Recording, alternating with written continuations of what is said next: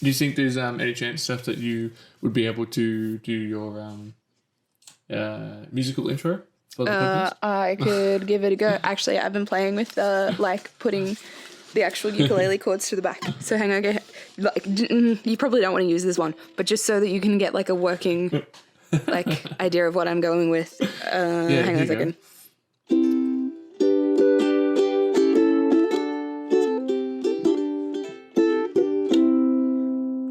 Hang on, my fingers kept hitting the thingy. We're delving into the silver screen with Steph and Adrian, such a good team. Don't use that because it's a mess, but that's what I'm working with at the moment.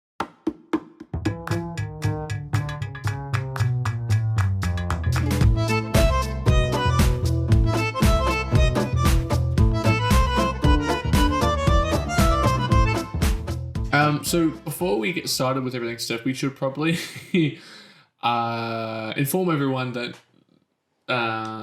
there's been more changes to our supposed interview episode with Benjamin. It was totally meant to be yesterday, and up until a couple of hours before we went to record, we had to reschedule things once more. So sorry if anyone was actually keen for it, but we're keen for it, and it'll still happen. But with most productions, there's when you're in the middle of stuff, unexpected issues or occurrences happen, and you have to deal with those. So that obviously takes precedent over doing an interview for a podcast. So he had to duck off and do that, which is fine. We're hoping that he's managed to sort that out.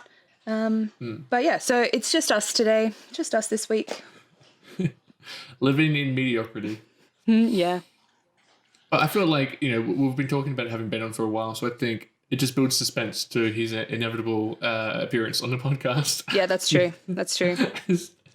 So hopefully when we do it, you'll enjoy it and it'll be worth the wait. I think it will. And he's still very keen for it too. So yeah. But to kick us off, Adrian, why don't you put us into the weekly brief? What have we got happening this week in the film world? Oh, okay, yeah. So there wasn't a lot of industry news, but the one really key thing. So there's a lot of film and announcement news, but the industry news, the only real key thing that we got is quite important, and we've mentioned it before. So I think previously we have said, or anyone who doesn't know, Steph and I we talked about how there was almost like a crisis with Steven Spielberg, specifically trying to push that Netflix should be discounted, or Netflix movies, original movies, should be discounted from Oscar nominations and consideration. And like, hooray for us and hooray for the industry. Netflix is okay, and it's being, everything's kind of settled down. So the Academy actually held their, the Academy of Motion Pictures, Arts and Sciences, held their board meeting. I think it was a couple of days ago, and they opted against the changes that apparently Spielberg wrote an amendment that he wanted to fix everything, to basically cut Netflix out, and they were like, no, we're going to keep it in. And so they basically voted on Rule 2, I think, which holds that a film must screen in the LA commercial theaters for a minimum of 7 days with at least 3 screenings per day in order to be eligible. So basically they've come out saying, no, we're going to defend this. And I think they had a statement. They're saying that they wanted to keep in mind that the industry is growing and progressing, and that they have to kind of adhere to those changes, and they don't really want to be taking a step backwards when they should be taking a step forward. Which is good, and I'm glad that that's happening, considering there has been some other Oscar controversy that's happened in the last couple of years, so it's good for them. And actually, I want to read the Steven Spielberg quote, because it kind of felt like he's backpedaling. But basically, after that decision was made public, he wrote a letter or an email, to the New York Times.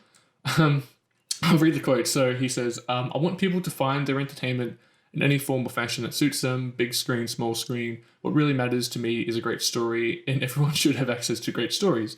However, I feel people need to have the opportunity to leave the safe and familiar of their lives, to go to a place where they can sit in the company of others and have a shared experience, cry together, laugh together, be afraid together, so that when it's over, they might feel a little less like strangers.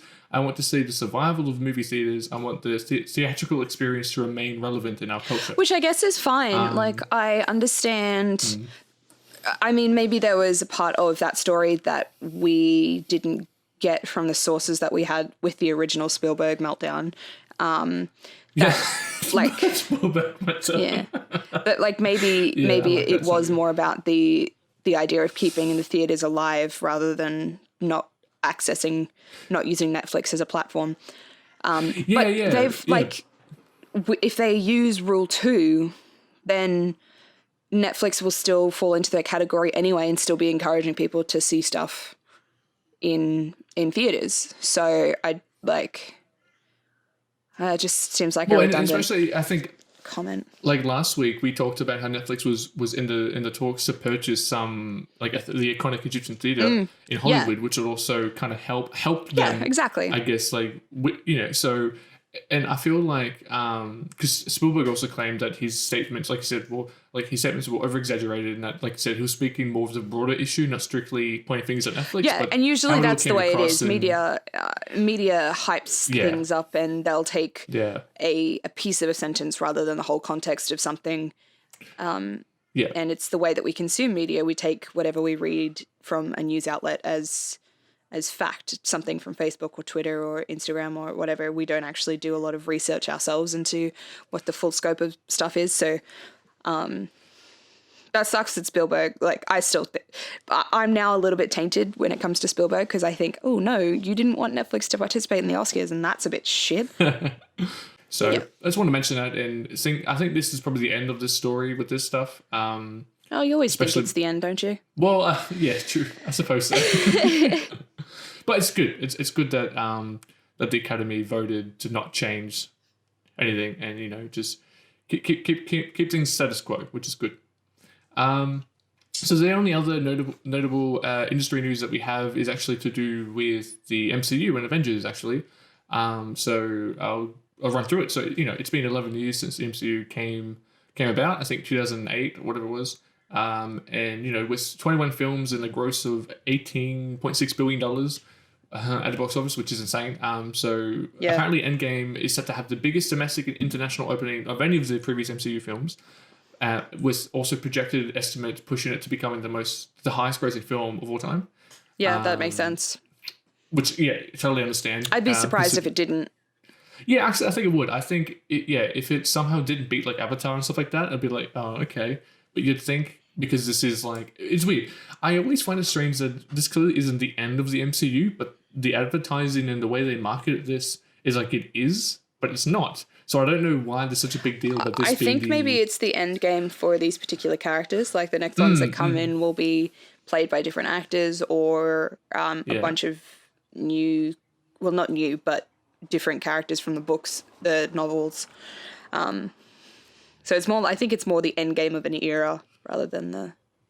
Well, I think because I think it's officially called the Infinity Saga. Is like these 21 films. That's what they're called. Okay. Yeah, that makes sense. But it'd be pretty neat if it's the highest grossing film ever. Someone has to knock Avatar off its pedestal. So good luck to them. Some film and TV announcements. Some of these are, they're kind of a bit minor, but I find them interesting. So the first one is Japan. Well, I should have written down the actual company, but Ken Watanabe has been cast in the Japanese remake of The Fugitive. Who's apparently the film? Ken Watanabe. Okay, so have you seen The Last Samurai? He's in. He plays a role in Inception. He's he's kind of like, he's a big name-ish, but he's usually more like done supporting roles in movies with other like high billing casts. Yeah. Okay. He's one of like the biggest kind of like Japanese actors who have kind of gone more Western mainstream. And so the film apparently will follow the 1993 kind of iteration, which had Harrison Ford. Because apparently The Fugitive did like big numbers over in Japan. Especially like even like the TV show, which not many people know about. The Fugitive. No, I was surprised when you got the TV show, and I was like, I'm sorry, what? Is there a Fugitive TV show? So apparently, that's the thing, and apparently it's a part of their like a special for like a 25th anniversary for like some Japanese production or studio company, and I think the executive was like, hey, for the celebration, let's make my favorite thing of all time, which is The Fugitive. So that's what they're doing. Yeah, okay. Fair enough.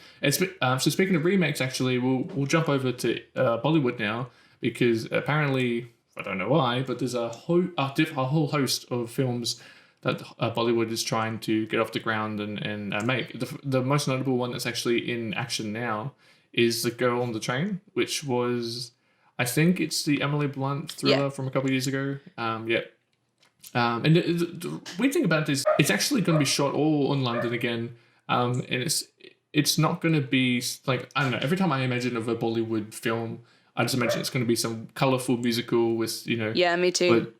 But this seems to be just a pretty straightforward adaptation of the movie, not the book, and then it's also set in the same places with just Indian actors and actresses. So I kind of it seems a bit redundant to make that. Yeah, but also, like, if you can make something accessible to another culture, why not do it? Yeah, but I mean, like, but then why? But also, the Americans are doing that for foreign films anyway, so why not a foreign film doing it for an American film? Yeah, well, okay. Like, we've done it for Handmaid's Tale, a bunch of the Japanese ones that do really well, the American Hollywood studios remake. So, got you, you son of a bitch. What are you doing? Mosquito. Oh, okay. Doors are open. You get them. Yeah, so like it makes sense that the Bollywood people would do it for an American or an English speaking film as well, because like we do it all the time. That's fair, because some of the other films because there's a whole bunch of different studios in Bollywood that are India, that are trying to bring some adaptations to life, and so some of those films are Forrest Gump, The Fault in Our Stars, and Begin Again, which I think is like a musical with like Keira Knightley and Mark Ruffalo, maybe. Really? I've never heard of Begin Again. The other ones I have. Yeah, so Forrest Gump seems an interesting choice. Yeah, I'm like, I don't know how I feel about that, because Forrest Gump is like one of my all-time favorite movies. It's also super old. Yeah, it's like 94, so it came out the year I was born. And I just don't know, like I said, things get adapted all the time by different people of, you know, different nationalities, but I feel like Forrest Gump is such a bizarre thing to want to remake. Yeah. And like, you know, so Forrest Gump, a big crux of that was the social and I guess political norms of like being set during like, you know, post and pre-Vietnam kind of war, because that's a big part of that movie. And so I wonder if they'll just basically take the character and then transfer it all into like Indian sensibilities and kind of cultural, you know, references. Like they'd have to, because I think there's a lot of struggles that we as Westerners have that are in our past, but a lot of non-Western cultures, it's still part of their present. So okay, sure. There you go. A lot of stuff doesn't translate between. So I think Forrest Gump is one of them. I'm going to keep an eye on just to see where they go with that. Yeah, that's a classic Robert Zemeckis movie. So. And the last one is probably something I thought you'd be interested in, so I grabbed it. So Joss Whedon casts his leading lady for his upcoming HBO sci-fi series, The Nevers. So Laura Donnelly from Outlander, she will lead a gang of Victorian women who find themselves with unusual abilities, and they have to try and save the world from supernatural threats or something. I actually don't remember who Laura Donnelly is, so I'm like, well, it's Jenny. I didn't remember the name because she's not one of the like main cast, but she is kind of, because she's Jenny. I hope nothing bad happens on this set, because I saw that you've got commented that like he seems to have bounced back from his allegations like surrounding him last year. So I really, if he does anything untowards to my Jenny, I'm gonna be pissed. Yeah, so I'll probably clarify to people who don't know. So the reason why Steph is a bit trepidatious about that is because it came to light actually, I think a couple Joss Whedon is a sexual predator. Yeah, basically, yeah. He, for pretty much most of his career, it was a kept secret that he was very predatory to a lot of his female casts, assistants, producers, and that these were all kind of verified and backed up from, I think, his wife or ex-wife now at the time. Yeah. And for someone who was like heralded as like the ultimate like geek kind of. So many people loved him, and it was he's created so many iconic things like Buffy, Dollhouse, Firefly. He's been responsible for. He brought the Avengers. In, and so he's kind of like embedded in the zeitgeist of pop culture for nerds. And when it came out that he was basically he actually had a couple of projects with other studios that were then dropped. I think it was like an undisclosed thing. It was because of the allegations that came out anyway. So obviously he's moved past that, and people seem to be okay with him. But I think forever I'm gonna have like a kind of spoiled kind of look on him. But it doesn't mean that his content's still great and he still makes good stuff. But I think just him as a person obviously isn't someone who's like, if I ever go to a con and then he's there, I probably wouldn't pay the money to see him. No, definitely not. So anyway. Yeah, no, I agree. So we'll move on to our first looks, and we have a couple of trailers. We have 5 trailers. So the first one, I like what I wrote. It's funny. Anyway, so it's Attack of the Clones with Ang Lee's newest sci-fi bonanza, Gemini Man. Hey, I don't know. I thought that was funny. But I've never seen Attack of the Clones. So that's a Star Wars reference. But basically, this is a Will Smith versus Will Smith. So it's essentially he finds a clone of himself. And it's not played by his younger, not by his youngest son. It's not. No. Actually, just himself. It's just de-aged Will Smith. I think they de-aged him to 90, I think peak kind of Fresh Prince of Bel-Air kind of era of Will Smith. He looks very Fresh Prince. Yeah, and it's one of the things where the movie looks fine, but the trailer pretty much gives everything away. And I imagined if they made the trailer where you don't know it's Will Smith hunting himself, I think that would be a genuinely good twist in the film if it is him the whole time. But anyway, I don't know. It seems to be. I think the last really good thing Ang Lee did was Life of Pi. So I don't know. This kind of feels like a couple steps backwards for. Yeah, I wasn't super keen because obviously you pick the trailers and the first looks, and then if I haven't already seen the trailer, I'll go and watch them before we record the episode. And I was bored. I was like, I need to finish it because we're about to talk about it. But I was like, I want to stop this trailer. It's pretty shit. Yeah, there's nothing about it. It just seems very cheap and it's not anything special. But it was kind of disappointing because I miss it because Will Smith is he's still I don't know he's one of the people where or actors where I grew up watching all of his stuff, and just lately he seems to be pulling projects that aren't necessarily maybe good for his career. And but at this point, I'm pretty sure he's well off enough to do whatever the fuck he wants. He is, and he can take it if he wants, and he'll still be fine. Well, yeah.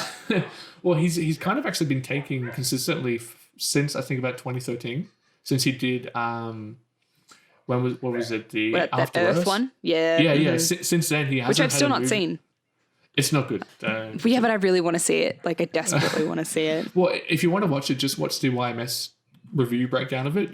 You essentially watch the entire movie as he rips it to shreds. So just check that out. So the next first look is something I was pretty excited for actually. So Amazon debuted. I was super confused by this trailer. Right? It's pretty intense, pretty weird. I didn't get any of it. I was like, I don't understand what's happening. So this is a new Amazon original series. It's a live-action adaptation of a comic series by Garth Ennis called The Boys, which is essentially, if you know what American Gods is, it's basically that, but with superheroes. So it's basically a world where superheroes run unchecked and they kind of do whatever they want, and they're kind of really just shitty people. It seems like a little bit more of the high on drugs version of a superhero, the person who is I can do whatever I want, therefore I will do whatever I want, rather than the clean cut superheroes that we're used to that are all about doing good. Yeah. So this is kind of essentially if you because people are inherently flawed, we all are, and so this kind of goes on the premise that people with superpowers are still those flawed people, and they have drug habits, they're abusive people, they're alcoholics, they're sexual predators, whatever, they're all that. And they make mistakes, one of them. Yeah. It's a pretty grotesque scene, but she's having sex with one of the guys in the scene, and she ends up crushing his head between her thighs. I was okay, that's morbid. So yeah, it's basically if you mix American Gods and I think the Watchmen movie, Oh yeah, That's that's a good kind of the vibe combination. you get from this. So it's probably not for everyone. It's basically a very grotesque and very violent version of this Like kind of yeah. like Sons of Anarchy. You know, like it's Yeah, a oh, that's a good show. superhero version of Sons of Anarchy. Yeah, yeah. And because this actually isn't the first time Gareth Ennis has had one of his comics kind of brought to life. So The Preacher, which is a equally strange a comic run, is actually an AMC series, and I think it's already in its fourth run or fourth season coming up this year. So the third first look is the Chucky franchise or Child's Play is actually getting a reboot, and yeah, because you're kind of trying to get into like the horror scene. No, I am getting more into the horror stuff. Yeah. So I wanted to know what you thought about this. Just, you know what? I don't fuck with possessed dolls. So Chucky, like Annabelle and all that. Yeah. Chucky. And actually, I do really want to watch Annabelle because that's like, I don't know, it falls along the lines of like haunted house, whereas Chucky is actually this like weird redheaded doll that walks around with a knife, and I'm not okay with that. I'm very disturbed by that. Actually, my nephew went as Chucky one year to Halloween, and I was like, God. no. Yeah, Chucky was always one of like, when I was younger or when I was a kid, I would watch like, Nightmare on Elm Street and Friday the 13th, and those never like terrified me. I wasn't ever scared of them, but Chucky was always something. Yeah, as a that kid mess that I with the was child's toy. Yeah, and the reason why I brought this up was because it seems to be a completely different origin from the original Child's Play series, where in this one it seems to be that Chucky is like a manufactured doll with like some kind of AI that maybe like kind of goes a bit Terminator and starts killing people. Well, what's interesting is that the AI is called Buddy. The idea of the AI is called Buddy, and then the doll's name is still Chucky. So I don't even know if the AI is connected to Chucky or if it somehow possesses Chucky, and I'm just very confused by it. Yeah, because at the same time, I'm like, hang on, this is like, it's not even a reboot, it's just a completely different, like has no bearing on the original series, because the old Chucky movies were basically the soul of I think a rapist and a serial killer was like embedded into the doll of Chucky, and that's why he's a killer. Jesus. Okay. Yeah, that's what the original movies were about. And also Mark Hamill actually voices Chucky in this one, and he's like, if outside of Star Wars, basically his career was but like predominantly voiceover work. Okay. And so he's a fantastic voice actor, and it's really good. It seems to be since he came back for these new Disney Star Wars movies, he's had a massive career revival. So it's great, and I look forward to seeing, like, I'd see it because I'm a big Mark Hamill fan, and maybe. Yeah, no, I draw the line at Chucky and it.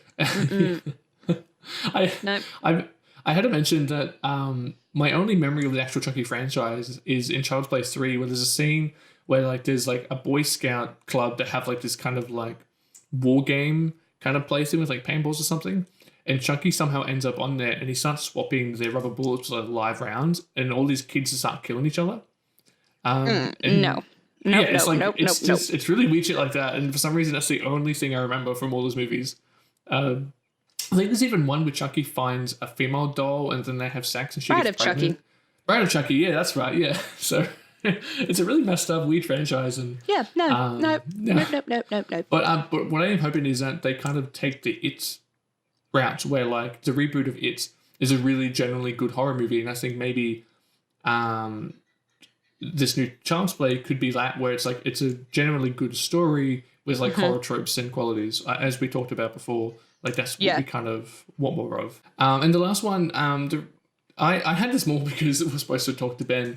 But so Godzilla King of Monsters, it dropped its final trailer because I think that comes out in a couple of months. And it's this big bombastic, Godzilla fighting all the monsters from the Japanese franchise. King Ghidorah, you've got Mothra, and all those fun guys. And I think I mentioned it for you because you're a big Millie Bobby Brown fan from Stranger Things. Yes. And I think she's I don't know if she's the top billing, but like she's always like the focal She's in most of the scenes of these trailers, yeah. So yeah, she could just be the selling point. Yeah, I think for so. it, Yeah. like she's in it. Come see it. No, she's great, and yeah, I look forward to seeing her career kind of bloom over the next, you know, because she's what, like 15 or something, right? So I actually think she's only like 14. yeah, so you know, she's got a long way to go, and I'd like to see eventually what she ends up doing, you know, as she matures and can take on Yeah. like, you know, I follow bigger her on roles, Instagram. so. She's super Oh, goofy. cool. Yeah, I there love you her. go. And she's British, right? Isn't it? Yes. Yeah, which never comes across ever anyway. Like she does an amazing accent. So Yeah, her accent is solid. all right, well, I think that's the end of our weekly brief and all our looks and stuff. And so I think we should. Well, we didn't even mention actually what we're doing this week. No, we didn't. This week we're trying out something different. We're doing a horror film, or it's more a thriller, I think, than It's it is a horror. yeah. I'd say a thriller, like a psychological thriller. That's what I'd call it. Yeah. So this week, Adrian and I are delving into the silver screen of Get Out, Jordan Peele's directorial debut. Insert soundbite. How do you feel now? I can't move. You can't move. Why can't I move? You're paralyzed. Just like that day when you did nothing. You did nothing.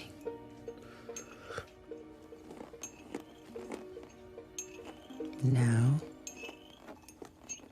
sink into the floor. Wait. Sink. This production, as we said earlier, is Jordan Peele's directorial debut, and he also wrote the script for this production. He's written a whole bunch of things before. He's part of the duo Keen and Peele, who are Yes. really big in the comedy world.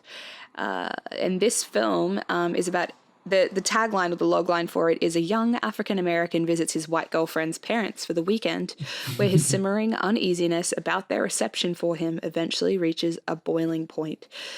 So it's essentially what happens is he is an African American boyfriend, and the town and suburb that his girlfriend grew up in, where she's taking him for the weekend, is all white. So very white. And that you just like throughout the whole thing kind of faced with the dad is overly non-racist in a racist way. So he's always bringing up, you know, oh, I really like this basketball player, and it's a black man, and I think he's supposed to be maybe an ethics professor or something, and is trying to, I guess, bond with the black boyfriend. Oh yeah, he's like, you know, I would have voted for Obama 3 times if I could. You know, Yes, things like that. yeah. So he makes comments like that, and then all of the town come over for a garden party, and they're just faced with super, just like subtly, they're not trying to be racist, but these are actually racist remarks from all of the townspeople.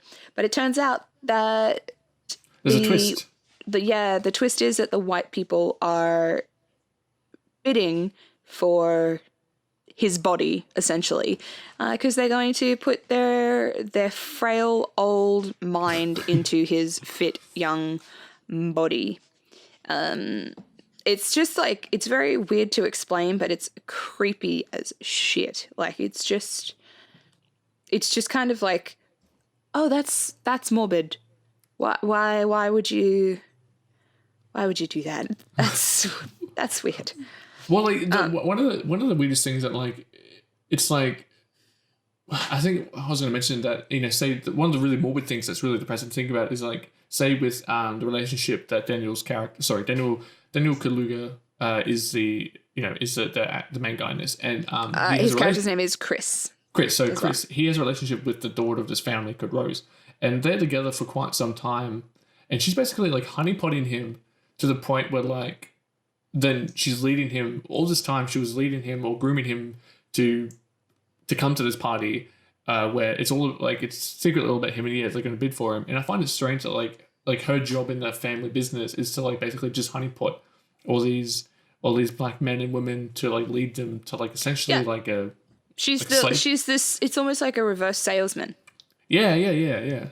I just find that was one of the most creepiest parts for me when I was like, oh my god, like she goes like undercover essentially to like do this all the time, and it's like, oh man. I really liked the split in her personality too. So Peel actually gave her the direction to think of her character as two separate characters. Oh, So sure, that makes sense. Rose, the really loving girlfriend, is really Yeah. sweet and kind, and then Roro as the really dark, twisted part of it, like to actually separate the two parts. So I thought that was really interesting. What I actually really liked about this production was that because this was Peele's directing debut, due to the success of the film, Jordan became the first African-American writer, producer, and director to earn more than $100 million in a directorial debut film. Oh, really? Wow. Holy crap. Yeah, like it doesn't happen like at all. And filming Wow. took 23 days. Which is really short. Wow, okay. That's pretty quick. And Well, I mean, for its first is- 2 months of release, it stayed Yeah. in the top 10 at the box office, which I love. I love when a community backs its own kind of thing, like Yeah, the same yeah. way the women backed Marvel, Captain Marvel, and the black community backed, and even like the white people as well backed Get Out. Like it's. Well, it's I really because love this that. movie, like, it's one of the things where I really like and appreciate. It's all about subtext, and this movie is just chock full with symbolism and metaphors and all this kind of stuff. And I think that like what this was representing to the black community and all that stuff was like why this movie did so well, which is great. And Yeah. And Peele really did his dandiest to like really put in his experience as a black man in white America. Yeah. And I thought it was really cool though, the films that he pulled references from while he decided how to film and stuff are yeah. really, really white dominated. So like Silence of the Lambs, North by Northwest, Halloween, Night of the Living Dead, which has actually an African American protagonist, like one of the only. What's the North by Northwest influence? Because I can't even think of what that would be. Give me a second, I'll bring it back. He cited North by Northwest as an example for his technique, stating, "Somebody running at you or towards you just creates a visceral and physical reaction for the yeah, audience." okay. Yeah. I mean, like that scene. So the one Steph is mentioning influence is where Chris goes out to like in the first act. He goes out to like have a smoke or something, and you see one of the groundskeepers who work for the family who's Yes. just like running in the dark. And it's one of those things where like it's kind of a bit silly if you think about it because it's only there to scare the audience. It's a double fold where like later on it does actually have narrative meaning, but it's that specific shot and what it's intended for superficially is just to frighten the audience because otherwise it's a kind of silly thing for him to do. He full on sprints at Chris, and the last 7 pivots and then runs the other way like that. And because of the musical stings they also have paired with it, it seems like really just again it's just something to scare the audience or frighten them, and it's kind of weird where like it doesn't really have any other purpose. But like I said, we'll bring it back later. But that character specifically and what he's doing actually does have meaning. But the shot itself is kind of really superficial, and it kind of was a bit weird for me. It's one of those moments where I've experienced 3D and 4D too often that when I saw someone running at the camera, I was like, no. I was like, I don't want to feel this. I want this to go away. But yeah, so those are the some of the production notes. There's quite a lot that happened, like subtext that happens in this film that you could put in the production notes, but we mentioned those later on. Yeah. I've got like a list of a couple of references and stuff about the film. Yeah, I'm intrigued to see what you thought because like you're much more story. Like I love a good story unfolding, so I'd much more watch a horror film that has an unfolding story and a mystery than jump scares. But in saying that, I'm not very good at being able to pinpoint what about that particular story is like good or likable. Whereas you're much better at that. Okay, like you can't articulate it like out loud. Yeah, I'm just like, no, that's a shitty story. Or like, that was really clever, but I couldn't tell you why. Okay. Well, I'll just preface it by saying that like while this is a very good film, and I think it completely deserves its Oscar win for original screenplay and Daniel Kaluuya's a nomination for Best Actor, which is actually his first ever nomination because prior to this Daniel was actually kind of like a low kind of running actor, and this was his like Yeah, basically break. he's a British actor. Yeah, British So actor. Yeah, he came He's from a TV Skins, show called I think, was it? Psychoville. Oh, Psychoville. Sorry, I saw. Was it Oh. Skins? I saw it was Skins. Might be wrong. No. He's in Psychoville because that's one of the things that Peel took inspiration from. As Oh, okay, well. cool. There you go. Oh, I was thinking maybe no. Dev Patel was in Skins. Can't remember. Anyway. But no, I want to mention that like this is one of the movies where like because it's all about subtext and meaning and kind of like you have to watch it twice or whatever, or by the end everything's revealed and you get kind of what it's hinting at. But yeah, no, it's one of the movies where like it's great to watch as a like, you know, going in knowing nothing about this, you watch it, it's a really captivating, enthralling experience, but it's never something. It's one of the movies where you can never really enjoy it remotely to the same extent you do any other consecutive watch. And I feel like, while again watching it last night, I still enjoyed it, and I liked that I immediately could pick out all these things that, you know, reference or whatever. But it's not as entertaining knowing how everything unfolds. And Yep. Yeah. yeah, I get and that. So yeah, for me, it's like it's still like one of the best psychological thrillers, or probably the best I've ever seen. But it's I probably would never watch it outside or in my own leisurely time again, unless I was watching it with someone who had never seen it, had knew nothing about it, so I could see their reaction to the story as it unfolds. So it's one of those ones that's sometimes a film is only good, like, well, it's only great the first time round. Yeah, exactly. Yep. Okay. No. Yeah. Do you want to start with your comments, and then we'll bounce it from there. Yeah. So my first one I actually really loved. Jordan Peele made a comment that he used the Silence of the Lambs for inspiration in shooting the hypnosis scene between Chris and Missy. Missy is the mother. So the face-off between Clarice Starling and Dr. Hannibal Lecter, filmed in tight close-ups in which the characters look directly at the camera, informed Peele's style in those scenes. So I think it's really cool that visually pitting the characters against each other and then having them look directly at the camera is actually quite confronting, because it's not something you often get to see. It's like a level of breaking the fourth wall without actually breaking the fourth wall. Yeah. So it's an interesting comparison, because Missy, being the Lecter counter, gives her a more of a calm terror than before, and she was pretty calm before, and she was already pretty terrifying before, but that idea of seeing her as the Hannibal Lecter of the duo makes it just like a little bit more creepy. However, the Chris being the Clarice counterpart, while I get the vulnerability of his character, he's meant to be the weaker of the two in a sense. He doesn't seek Missy's help. That, like, the only reason he ends up in that situation with her is because he somehow gets tricked, whereas the Clarice character is almost like desperate for help from exactly. Hannibal Lecter. So that I thought was really interesting. So if I go back and watch Get Out, because I've actually seen Silence of the Lambs now, so I get this reference. If I go back and watch it, I would probably pay particular attention to those scenes to actually see how that they compare. Because obviously I hadn't seen Silence of the Lambs before I watched this, so I couldn't pick up on that the first time round. So I just thought that was really cool.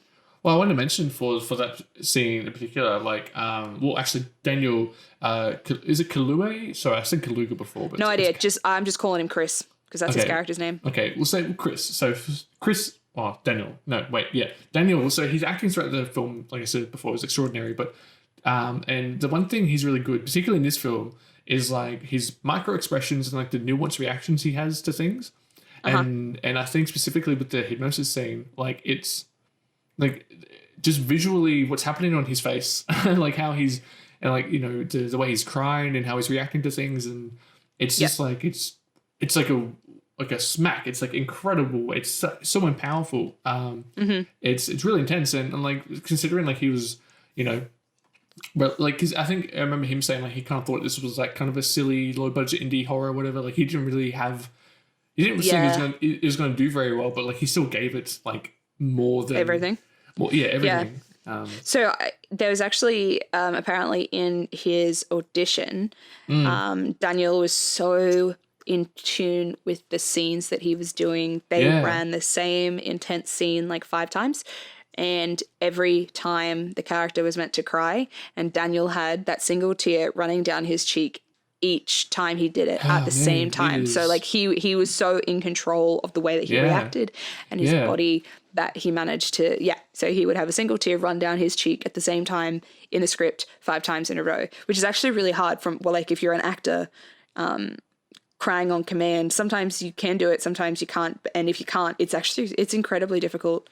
And then to do it like multiple times, it's really rough.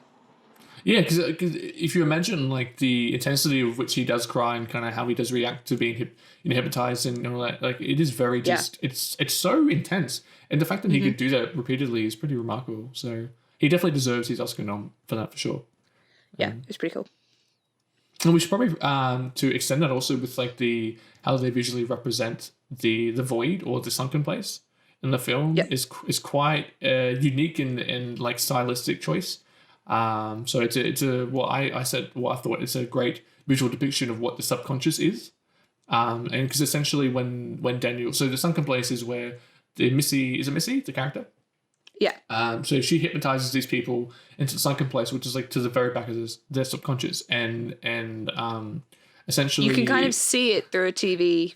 Yeah, but you can't participate or control anything. Yeah, exactly. Anymore. Yeah, because like you're in like this massive void, and then at the very top of the void is like a TV screen essentially, and then you fall through, and I kind of equate it to like it looked very much of like drowning kind of in your own subconscious, and then you view, like I said, you view life through a screen, and I felt like it was such a visceral representation of that, and it was really really cool, and you don't see that very often. Yeah, well, coming off of that, the idea of the sunken place is that sorry, I'm just trying to find the quote that I've got from Peel himself, is that the sunken place means we're marginalized. No matter how hard we scream, the system silences us. So the actual the void is a representation of Black people in the community. Like this idea that you can see but you can't participate. Yeah. Which is something that is a lot. There are a lot of references and kind of Easter eggs throughout everything. So, for instance, like Missy, the mum, is an abbreviation for the word mistress, which is what Black people would call their mistresses. When they were in slavery. So there's just like all of these sneaky little things throughout the film that it is so obviously for the Black community, and this this idea of white people bidding for a Black body. But there are also much more subtle references that just kind of just hit you in a weird way. And so it's kind of like, oh. Well, do you want to list some of the references that we have, and then we can talk more about the general comments and stuff? So obviously, like with Missy, the mistress, and the sunken place being the idea of Black people in the community, the idea of the silent auction for Chris's body it's a terrifying. I've actually noted that it's one of the most terrifying moments of a horror film for me, because it makes me so very uncomfortable, because it's a group of white people silently bidding with absolutely no sound. Like there is no sound in that scene. They're very composed. Yeah, bidding with like just the cards flagging. Yeah, I'll make that bid for this Black man, which is the polar opposite to the loud, boisterous, very aggressive the slave trades. Slave trade from way back when. So that was really just uncomfortable. And then I also really liked all of the kind of every time you think I don't know how to explain it. So there's a lot of other Easter eggs throughout the story that when you look back another time, you're like, oh, that was like a double entendre. That didn't mean what you thought it was. Oh yeah. So Rose gets really angry when they get pulled over by the police because Chris is driving, and she starts to she starts to get really angry that, you know, like, this wouldn't happen if it was a white man. It's actually not why she gets angry. Like, she's getting angry because if they ran their license numbers, there would be a paper trail that the two of them were together. So if someone put a report in that he was missing, they have a report that like a cop saw him around this time and day, so they know that with her. With her, yeah. Yeah. And then Missy's concerned about Chris smoking around her daughter because of her daughter's health, but she's not. She's actually concerned about the viability of the body. Yeah, true. That's right. 'Cause smoking would damage his body. Because they grill him all the time. Like, pretty early on, they kind of grill him about that pretty intently, about the smoking. Like, his lifestyle and stuff. Yeah, so all of these things that you would think a worried family would question about a potential daughter's potential boyfriend aren't at all about the potential of him fitting into the family or how he's treating their daughter. It's about how they're going to pitch him to the community, to the market. Oh, it's just so creepy. Well, again, like I said before, it's like almost everything everyone says and does in this is all subtext. They all have an agenda to what they're doing. And like the thing you pointed out was Rose. And like, that never even occurred to me remotely that that's what she was actually doing. Like, I didn't even think that was the case. I was just like, oh, she's like, you know, when like someone's like, oh, I'm not racist, I have a black friend. I kind of thought it was that, where she was like overly trying to prove that like she's not racist. Or and that's the idea, but it's not. Yeah. No, well, you got that one. I had no clue that was the thing. That's great. There's a couple that I like your references at the bottom. They're things I didn't think of or didn't know either. Yeah, so there's a couple that I found, and I looked up, and I think Peel did. He had acknowledged some of these as well.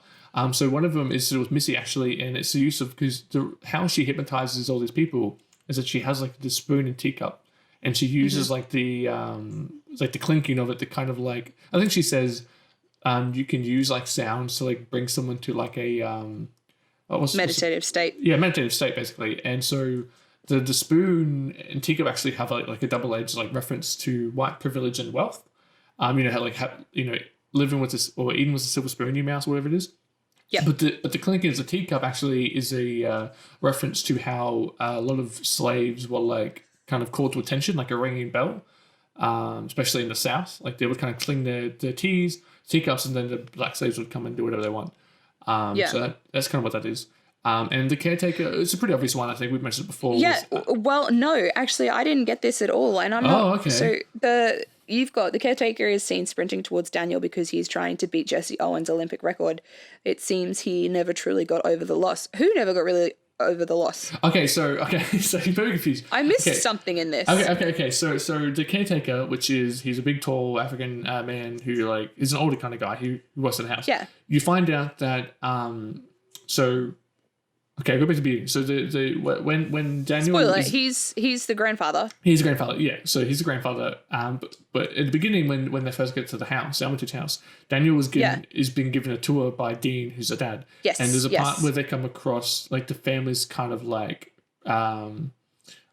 prestige, which is essentially his dad was the runner-up to Jesse Owens' Olympic kind of record.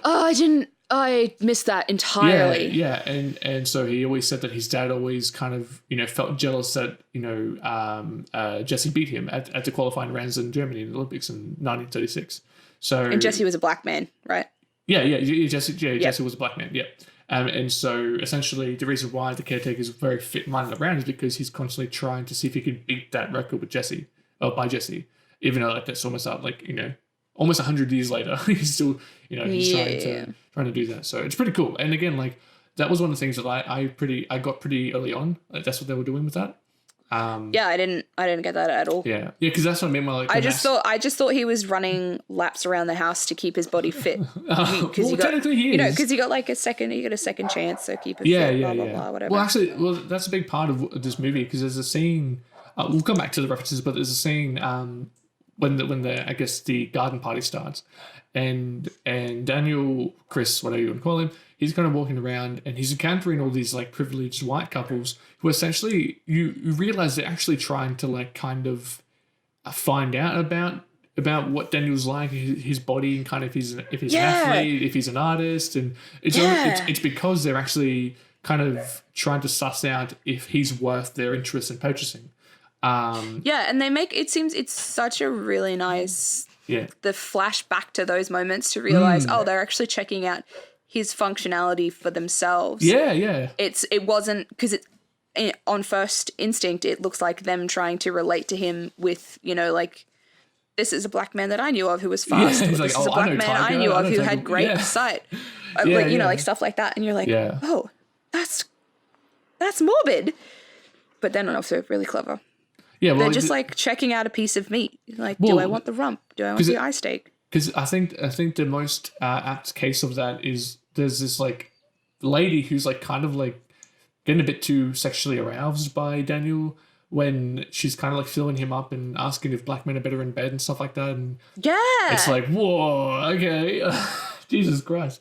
So yeah, like again, like stuff like that. It's just really, really cool when you kind of think about it after you find out the plot. It's like, man, you kind of get everything and what it all meant. But you know, I wanted to, because also in that scene again, we can talk about it in depth. But there's a camera flash that plays a very important part that kind of saves Daniel's life, but also precursor to that, there's an event where you find.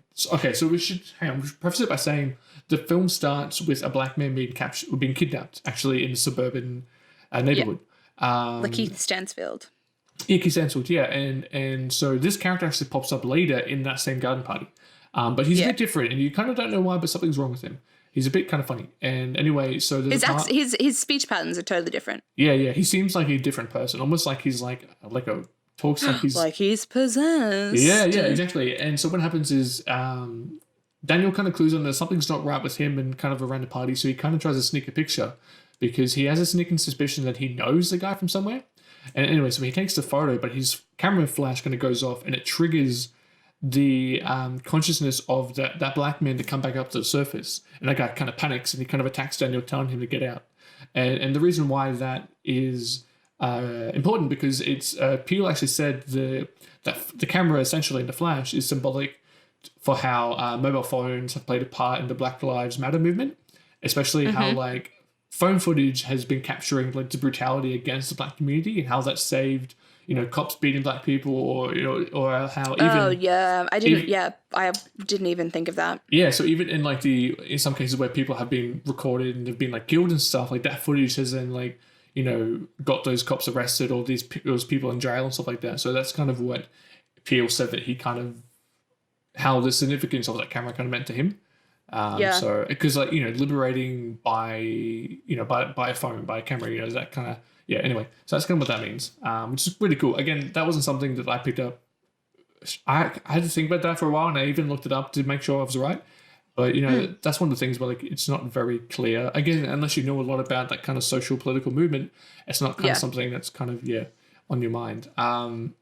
And again, one of the really good ones that I think is the most poignant for me is near the try to not spoil it too much or whatever, but near the end there's a really clear and subtle symbolic reference to cotton.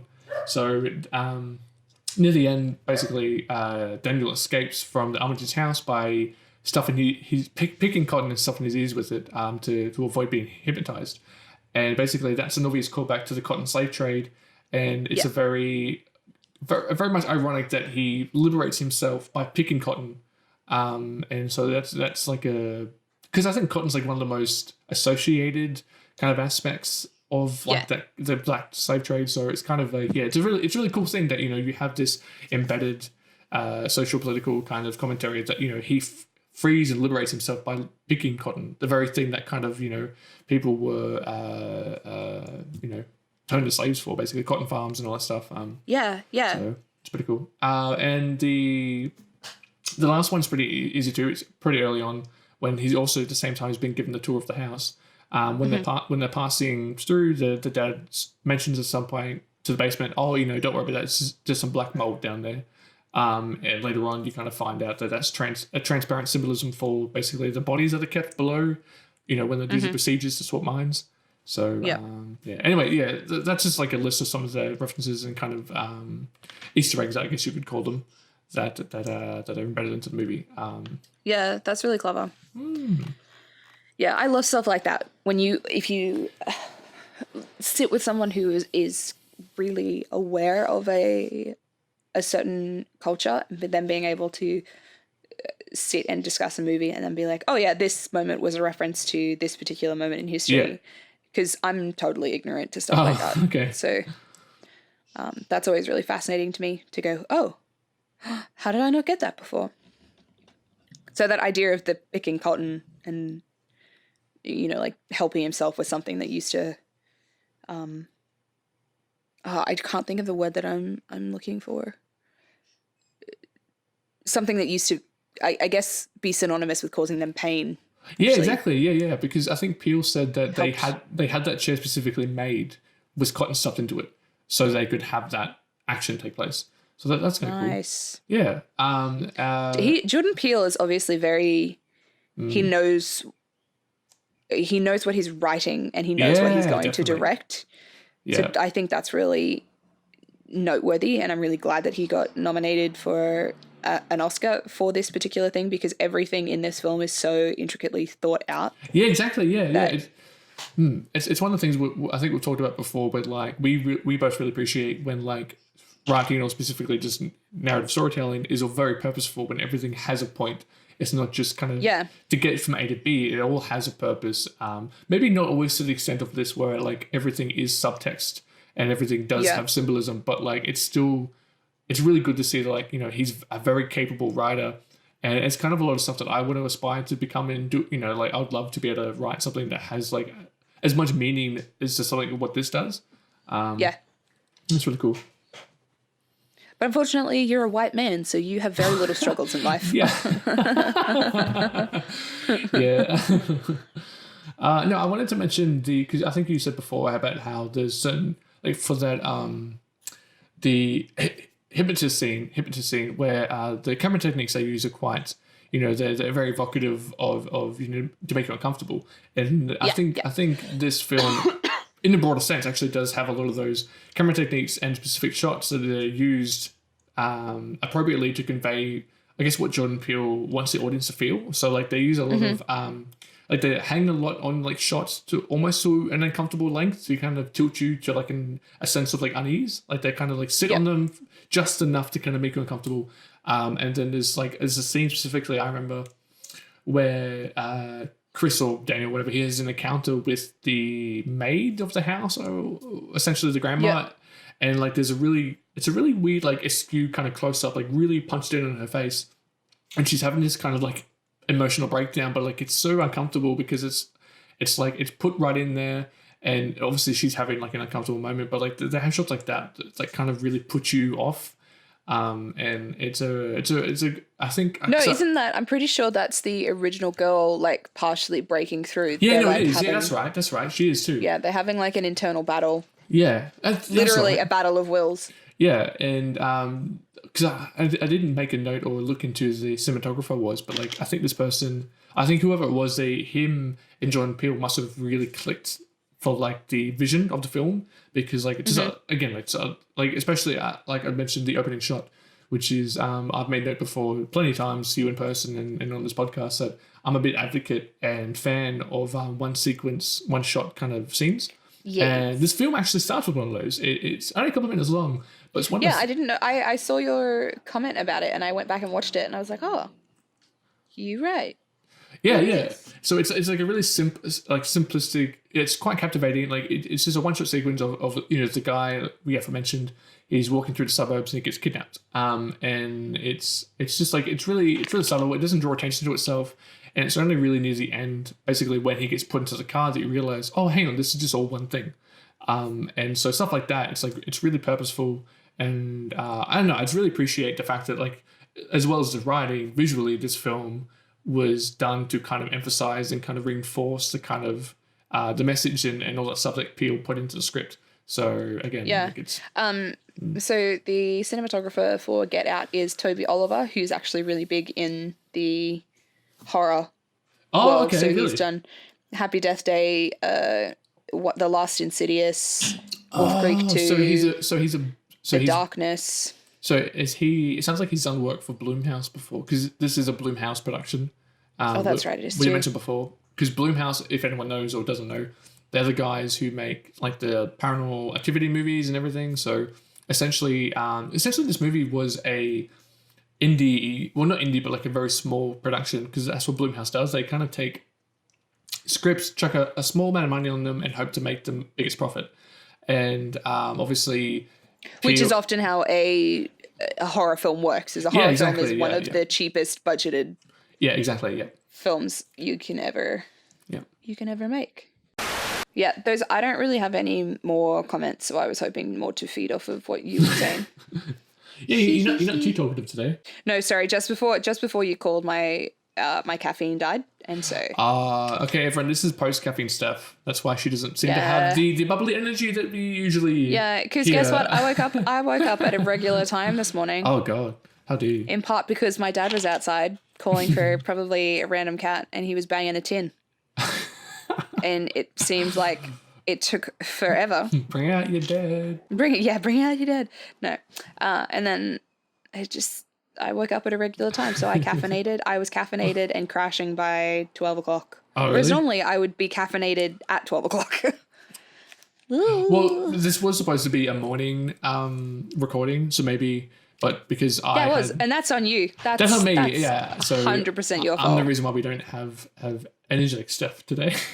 But there actually are 2 points I wanted to mention. I felt they're pretty important. The first one, essentially, I felt the setup for the film feels a bit too specific and outdated for 2019. So essentially, like, Daniel's character, Chris, is like really hesitant and reluctant to like meet Rose's parents just because they don't know he's black. And I feel like that would be more suited to the film. Oh, wasn't he hesitant? I thought he was hesitant before he realized No. So they didn't know he was black. At the beginning, he's hesitant because like he doesn't want to meet a white family, and he was asking like, "Do they know I'm black?" And she's like, "No." He's like uncomfortable about that.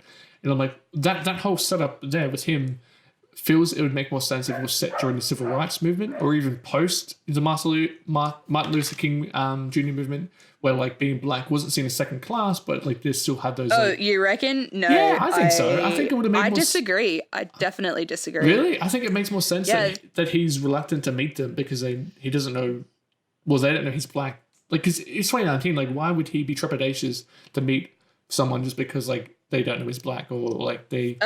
Because white people kill black people. No, I know it still happens, but I mean, like that specific setup feels like it makes more sense during a period where being black was like what it still is today, but like more so being black was like still seen as very much like a taboo. Well, it's not really today.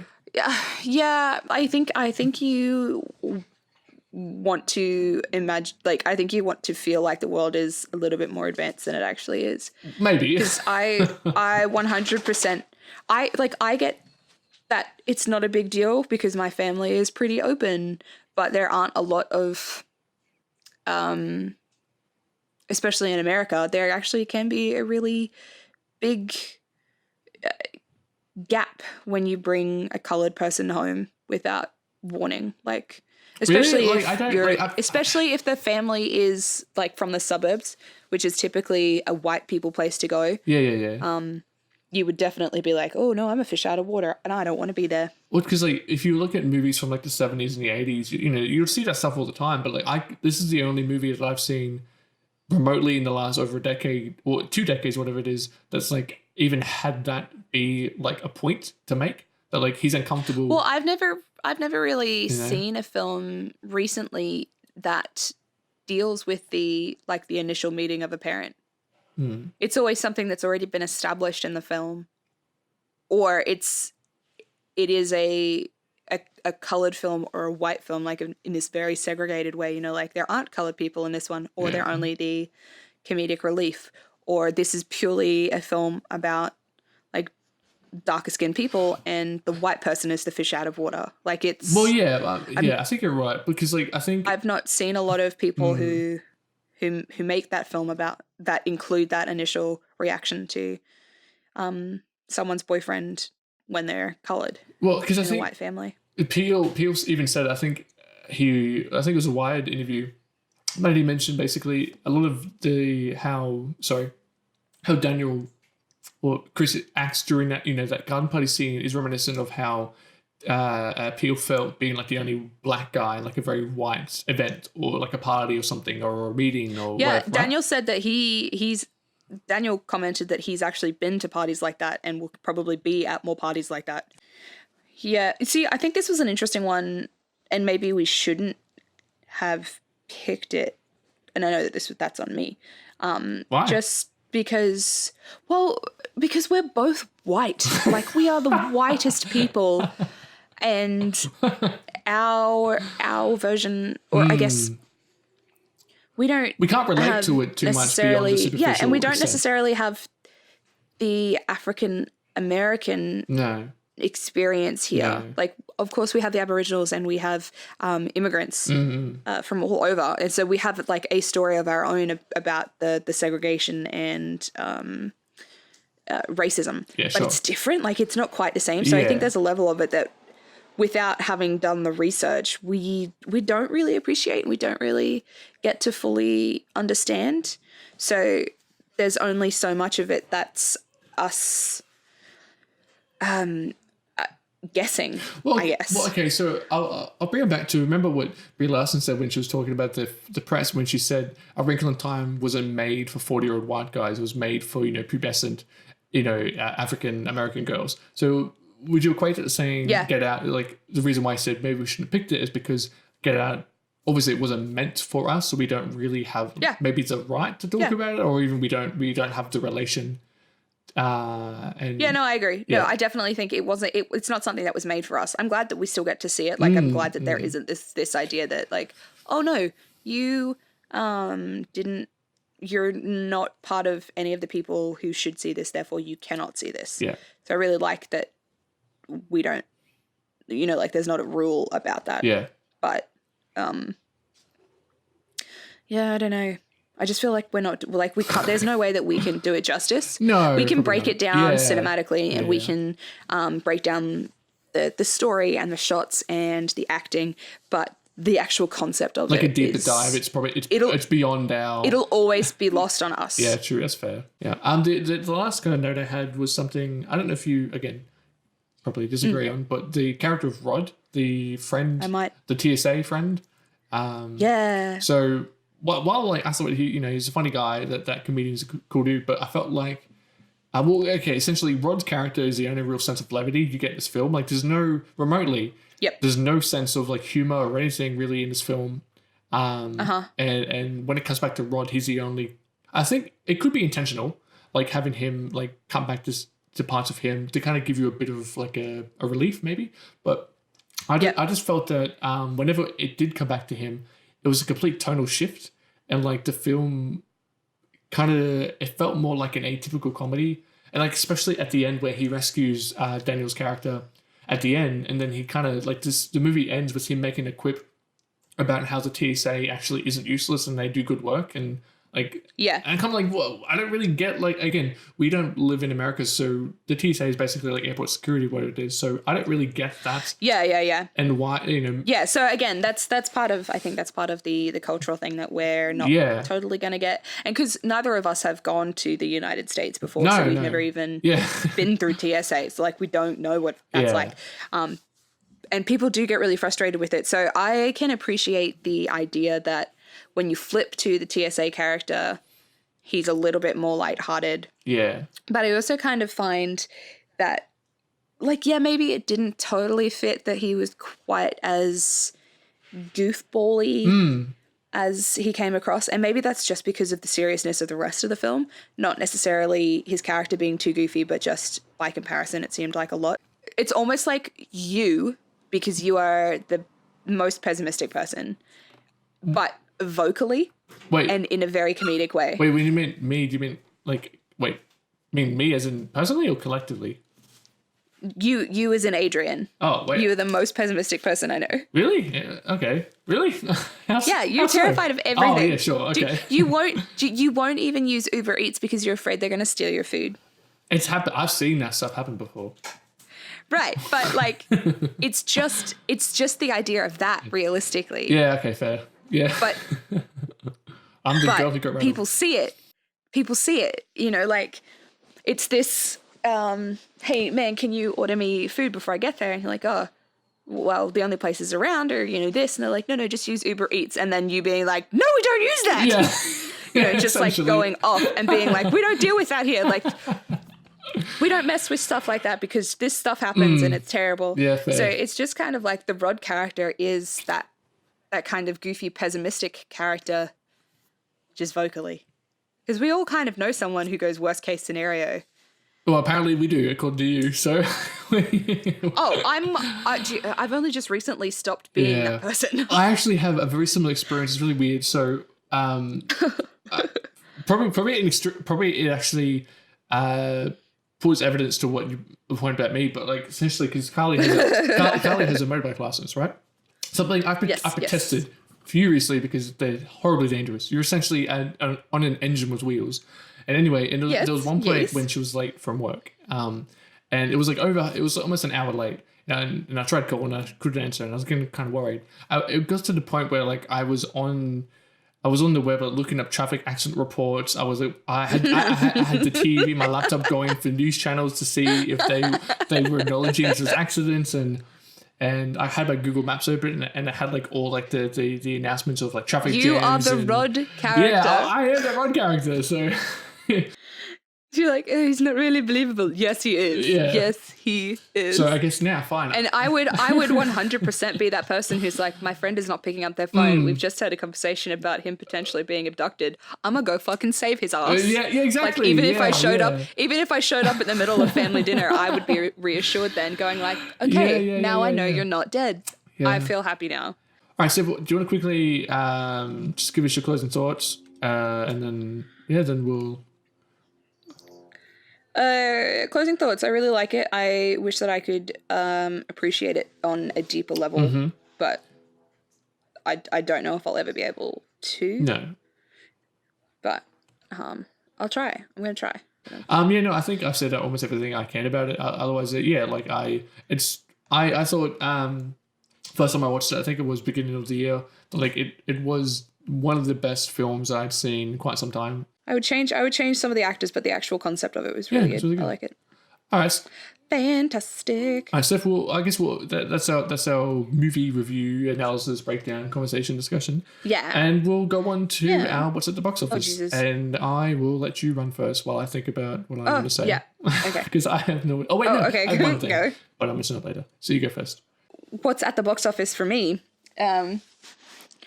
This week I watched the new Netflix release, Someone Great, which stars Gina Rodriguez, Brittany Snow, DeWanda Wise, and Lakeith Stanfield from Get Out. He's the first one to be abducted in that film. So it's Oh, right, that's great. Such a good film. It's essentially the span of maybe 12 days. It's a day after the Essentially what? Lakeith and Gina break up. And they've been together for 9 years, and it's her dealing with that. Obviously, Puerto Rican, and she is boisterous and loud, and Brittany Snow is very conservative. They could get there. Okay. And they do it through friendship, and there's no like girls tearing up other girls. It's just like a lot of love, a lot of dancing, a lot of drinking, a lot of smoking weed, like just having a really good time together, and getting through a difficult part of their life, because one of them is moving away. So it's kind of like this last hurrah, this getting over the boyfriend, this saying goodbye to what we were and hello to who we are. It's just, it's great. I loved it a lot. It was just a lot of fun, and I loved it. And what I want to see this week is The Conjuring 2, because like I said, I've watched The Conjuring, the first one, today.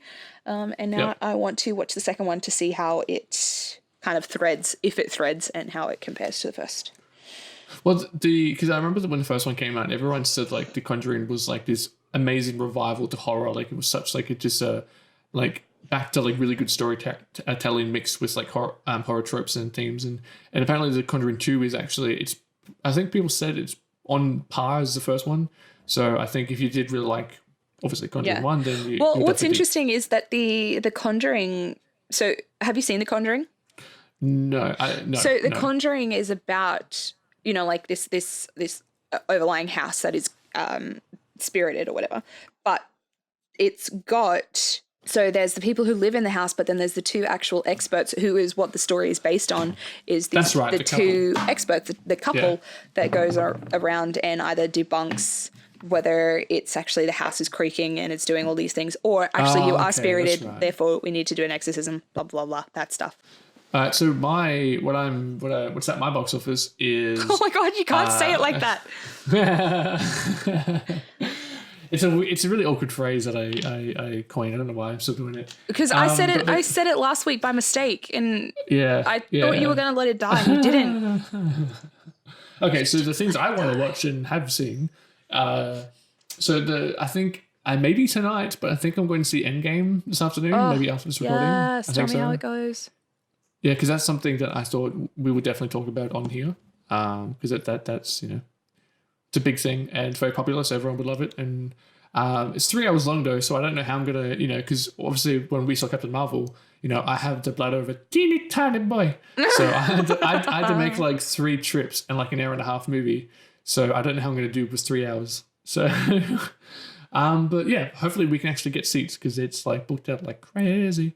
Yeah. So my voice is like gone at this point. I really need to do maybe. You're supposed to do vocal warm-ups before you do stuff. Well, I was going to say, off the podcast, or could you give me some vocal warm-ups from now on? Because like it's such a struggle to talk. I feel like how about you just talk to the dogs consistently and stretch your voice throughout the day? Yeah. Because I talk to myself all the time. Yeah, my voice is fucked. So what I have seen is hang on, quickly, what did I watch? That was actually something that I hadn't already watched before. Oh man, I don't know if I did. I think I've just watched Stargate all week. You know what? That's fine. That's fine. I know, but I already mentioned it last week. So? It's a series. Of course you would be watching it consistently. Well, I'm up to episode 15 of season 2. So that's what Season 2? Oh my God, you weakling. Wait, no, hang on. Wait, no, Voltron. Actually, yeah. Voltron, season 8. I think it's the final season for the DreamWorks animated Netflix original. It's fantastic. I think you should watch it. It's fantastic. It's great. It's awesome. Okay, fun. I probably won't, but I'll take that into consideration. Okay. Yeah. So yeah, that's my thing. I can't talk anymore. Sorry, I'm like so done. My voice is like. That's fine. Well, thanks for joining us for delving into the silver screen of Get Out this week. We had a lot of fun watching it. And we hope that you guys, if you haven't seen it, you do go and see it. And if you have, let us know what you thought of it. Do our opinions match with yours, or have you got more things to say? Let us know. But until next week, we will catch you later. Bye. Bye-bye.